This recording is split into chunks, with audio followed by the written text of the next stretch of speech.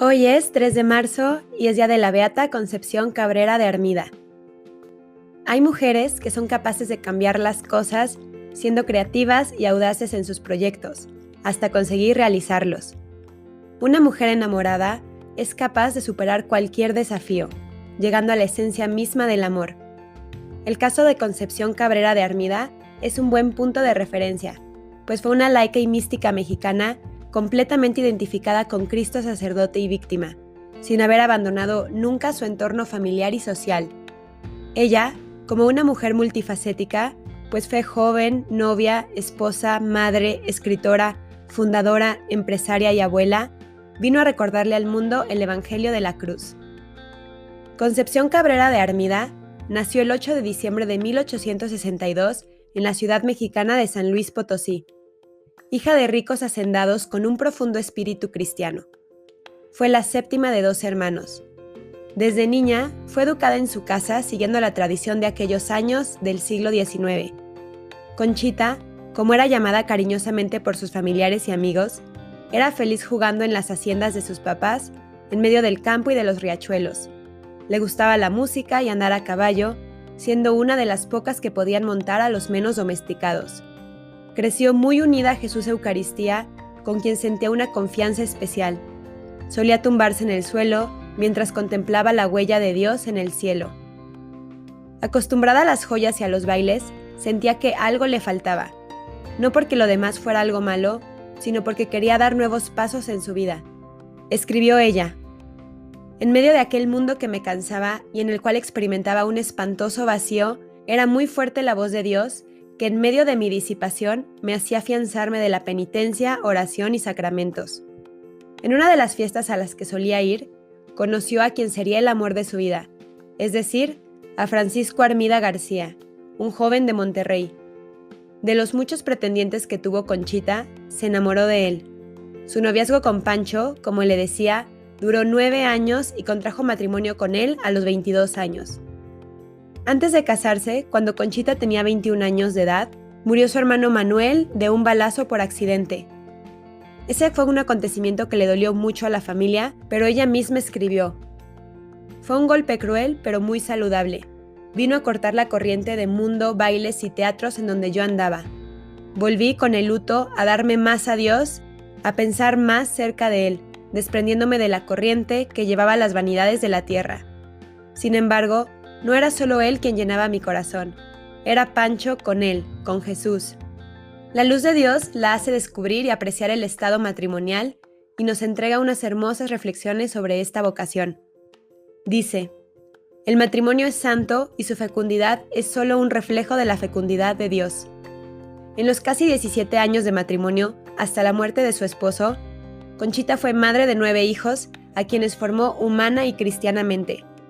4 de sus hijos se casaron, 1 se ordenó sacerdote de la Compañía de Jesús, 1 se ordenó religiosa de la Cruz y 3 hijos murieron, uno de 6 años y otro de 18, ambos de tifoidea, y uno de 4 años ahogado en la fuente de su casa.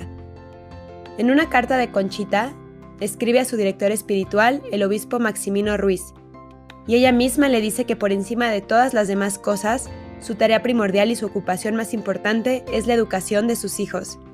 Asimismo, el testimonio de sus hijos es muy revelador. «Mamá sonreía siempre», dicen. Conchita como mujer es muy natural. Ama de casa, cuida de los detalles del hogar, al pendiente de su esposo y de sus hijos, atenta a sus necesidades, siempre habla con ternura de ellos y siempre dio prioridad a sus deberes de Estado. Tenía una frase muy de ella: «Vana sería mi ilusión si al querer cumplir con Dios no cumplo con mi obligación». Como vemos, es una mujer muy equilibrada, con los pies muy puestos en la tierra. Otro rasgo de su personalidad es su extraordinaria sencillez. Todos los que la conocieron coinciden en que era toda sencillez. Era discreta, callada, prudente, mujer de altos vuelos en su vida espiritual y supo mantener todo con discreción. Sus hijos desconocían muchas cosas de su relación con Dios y con las obras que fundó. A partir del año de 1894, se fue clarificando el papel que tendría como inspiradora y fundadora de las 5 obras de la Cruz. Lo anterior, en medio de sus labores, como esposa y madre de familia llena de compromisos y visitas. Un hecho que marcó su itinerario espiritual fue la visión que tuvo de la cruz del apostolado mientras oraba en el templo de la Compañía de Jesús en San Luis Potosí. Poco a poco, el Señor fue llamándola hasta conquistar su interior, compartiéndole sus mismos sentimientos. Desde luego, tuvo que enfrentarse a la incomprensión, pues no todos entendían cómo era posible que una mujer casada fuera mística y fundadora.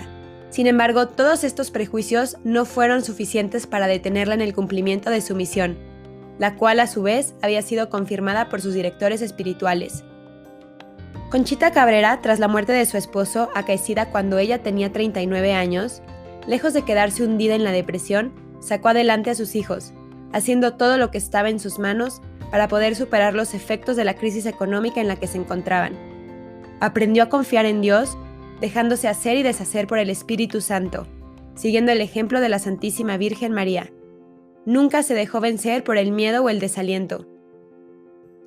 Habiendo fundado el Apostolado de la Cruz, las religiosas de la Cruz del Sagrado Corazón de Jesús, la Alianza de Amor con el Sagrado Corazón de Jesús y la Fraternidad de Cristo Sacerdote, emprende la difícil tarea de dar origen a la Congregación de los Misioneros del Espíritu Santo en 1914, en plena persecución religiosa en México. Una vez fundadas las 5 obras de la Cruz, Conchita siguió adelante en medio de sus asuntos familiares, jugándosela por la extensión del reinado de Dios. En más de una ocasión, por orden de la Santa Sede, fue examinada por importantes teólogos, cuya valoración fue siempre positiva. Ante la falta de libertad religiosa en el país durante el gobierno del presidente Plutarco Elías Calles, abrió las puertas de su casa para refugiar a varios sacerdotes que estaban siendo injustamente perseguidos. Conchita no se dejó amedrentar por la situación, sino que fue una mujer optimista. Es una mística de la Iglesia que ha escrito obras innumerables. Sus textos cuentan con gran profundidad teológica a pesar de su escasa formación y preparación académica, que no llegó ni siquiera al 3er grado de primaria. Dentro de sus escritos, cuenta con 46 obras editadas y 26 obras inéditas, entre las que se encuentran sus cuentas de conciencia o bien su diario personal, que lo escribió por obediencia a las indicaciones marcadas por sus directores espirituales desde los 31 años de edad hasta los 74, muy poco antes de su muerte. Solamente dentro de sus cuentas de conciencia logró reunir 66 tomos. Dentro de la temática que tratan sus escritos, se pueden encontrar revelaciones sobre la vida de la Trinidad, la generación eterna del Verbo, la acción del Espíritu Santo en la Encarnación, el sacerdocio místico del pueblo de Dios, la santidad y misión del sacerdote, la asociación a la Encarnación Redentora de Cristo, la misión de María en el ministerio de la Iglesia, entre otros. Pero el rasgo más importante de la personalidad de la señora Armida es el gran amor a Dios. Verdaderamente podemos decir que fue una mujer totalmente enamorada de Dios y de este amor se desprendía su amor al prójimo y a la Iglesia. Demostró que los laicos tenían un lugar importante en la vida de la Iglesia a partir de la vivencia del sacerdocio bautismal. Murió el 3 de marzo a sus 75 años en la Ciudad de México. Hemos visto cómo la vida de Conchita es una vida externamente como la de tantas otras personas que han sido también, como ella, novias, esposas, madres y viudas. ¿Qué es entonces lo que tiene de extraordinario como para que sea considerada beata? Desde sus directores espirituales hasta los que han sido encargados expresamente de examinar su espíritu y sus escritos, todos se quedan admirados de las extraordinarias gracias de Dios que ella recibió en su vida. Realmente, su grandeza se centra en que con todo y los conflictos e inseguridades que sufrió desde pequeña y que marcaron de manera importante su personalidad, ella pudo ir superándolos con la ayuda del Señor, a su vez, que Él eligió asumiéndola integralmente con toda su realidad personal, con su vocación, potenciales, debilidades y limitaciones, logrando así hacerla crecer en su amor y en la perfección espiritual, que más tarde le llevarán a cumplir como misión el anunciar al mundo el misterio de Cristo sacerdote y ofrenda como único medio de salvación para los hombres.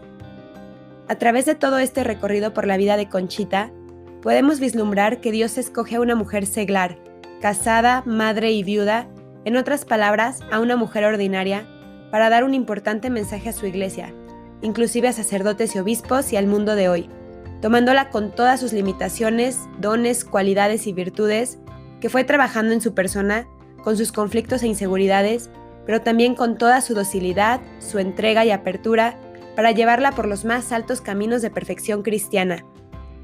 De hecho, pudiera decirse que el mérito de Conchita fue el dejarse hacer por el Señor, frase que repite 276 veces a lo largo de sus escritos.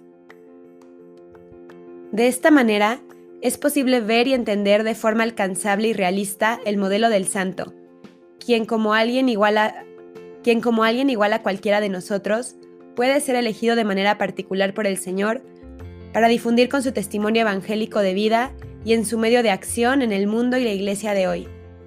Que como Conchita seamos dóciles al Señor. Beata Concepción Cabrera de Armida, ruega por nosotros.